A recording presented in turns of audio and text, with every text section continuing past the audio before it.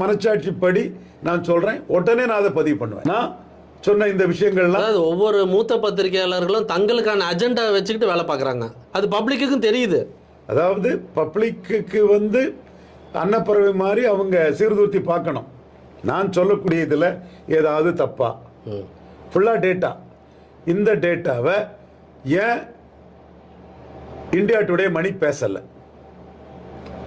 நான் கேட்கறது, சீமான் ஜெயலலிதா உயிரோடு இருக்கும்போது ஒரு சயத்தில் தானே இருந்தார். ஜெயலலிதா மறைஞ்ச பிறகு 8.2க்கு வந்திருக்காரு. அதுவும் பார்லிமெண்ட் எலெக்ஷன்லேயே வந்திருக்காரு. யாரை பலகீனப்படுத்தி, எந்த ஓட்டை பலகீனப்படுத்தி வந்திருக்கிறாரு? ஈர்ப்பு சக்தி இல்லாத எடப்பாடி பழனிசாமி ஓட்டை பலகீனப்படுத்தானே வந்திருக்கிறாரு. எடப்பாடி பழனிசாமி ஜாதிவாரி கணக்கெடுப்பு நடத்தாம அவரும் சி.வி. சண்முகம் சேர்ந்து இடஒதுக்கீட்டில் அநீதி இழைச்சதுனால தானே சீமான் இவ்வளோ உயரத்துக்கு வந்திருக்கிறாரு. இன்னும் எடப்பாடி பழனிசாமி பாஜக எதிர்ப்புங்க நிலைப்பாட்டில் இருந்து